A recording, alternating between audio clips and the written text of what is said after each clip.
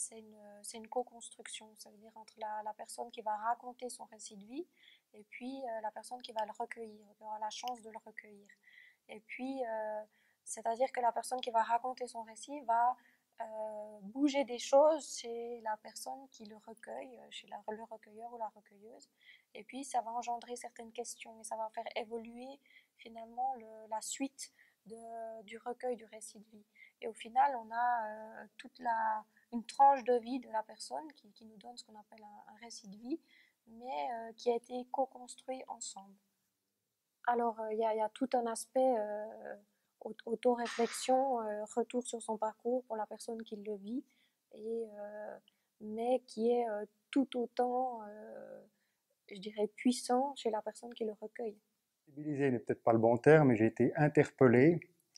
quand j'ai appris que Félicien allait s'exprimer au sujet de son parcours. Puis j'étais très intéressé de savoir et aussi d'exprimer ce que nous avons ressenti, comment nous l'avons vécu, et en finalité de savoir si, par comparaison, Ophélia pouvait dire, bon, ben le discours est concordant ou discordant, ou ils sont partis complètement à l'opposé, il n'y a rien qui tient debout. Or, il s'est avéré qu'a priori, on a ressenti, on a vécu les mêmes difficultés, les mêmes joies, les mêmes moments simultanément ou à peu près. Je dis pour moi, je dis pour nous, c'était une occasion de revenir sur une tranche de vie, quand même de 17 ans.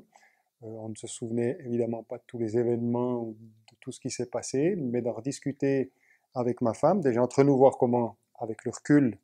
on l'a perçu et on l'a vécu, et puis de le voir avec notre fils aussi, comment lui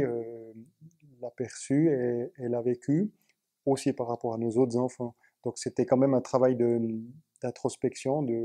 sur une période de 17 ans. C'est pas rien, et puis, puisque ça réussit, on va dire que c'était une foule de bons souvenirs, aussi de petits problèmes qui paraissaient monstrueux au moment même où le problème s'est présenté, puis qui sont résolus ou qu'on a pu résoudre. Mais en finalité, c'est de se dire, ben finalement, on a pris les bonnes décisions au bon moment, en tout cas dans la majeure partie des cas. Par contre, je dirais qu'il y a quelque chose d'essentiel qui doit rester de tout ça, c'est que l'exercice a été réussi, si on peut dire comme ça, parce qu'on a toujours su garder, conserver, renforcer le dialogue avec notre fils, avec ceux qui étaient dans son entourage proche, pour savoir, pour se dire, ok, ça fonctionne, on peut continuer, parce que au départ, l'objectif final n'était pas qu'il devienne champion suisse ou des choses comme ça. L'objectif final était scolaire, c'est-à-dire qu'il obtienne une maturité fédérale en italien. Si avec le sport en corollaire ça marchait, tant mieux. C'est ce qui s'est passé, tant mieux. Je tiendrai peut-être un autre discours s'il avait dû, après une année ou deux, parce que la plus difficile c'était la première année, s'il avait dû se sortir de ce processus, de vivre cette expérience-là, ça m'a permis de rentrer dans un monde que je connaissais peu ou pas, de le vivre pleinement. Maintenant, une fois que je suis un petit peu derrière l'événement, parce que j'ai vécu, c'est de peut-être apporter un message à certaines personnes qui aimeraient éventuellement suivre le même parcours, pas forcément parce qu'il n'y a pas une voie unique, mais les sensibiliser au piège, parce qu'il y en a beaucoup, les sensibiliser à beaucoup d'éléments, la patience qu'il faut avoir, savoir par moment faire le dos rond, parce que ça va pas toujours comme on veut, euh, et puis se réjouir, je dirais, comme dans le monde du sport, être content quand ça va bien, puis quand ça va moins bien, ben, il faut faire le dos rond, travailler pour que ça aille mieux, puis espérer que ça fonctionne. Alors, j'ai eu la chance et le privilège d'intervenir auprès d'entraîneurs, donc ceux qui seront plus tard au contact des enfants, et de leur apporter mon expérience, ma modeste expérience, qui peut-être leur sera utile plus tard, parce qu'on sait qu'aujourd'hui c'est assez compliqué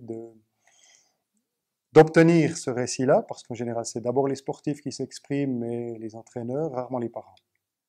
Ce qui m'a particulièrement touchée dans le parcours de Michel et puis de toute sa famille,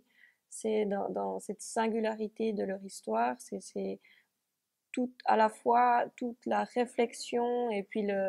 l'esprit critique qu'ils ont réussi à dégager de leur histoire. Et puis en même temps, quelque part, c'était aussi tout l'aspect affectif entourant d'un père par rapport à ses enfants. Je crois que l'espace, le temps de parole dans la société dans laquelle on vit actuellement pour avoir le temps de revenir sur son parcours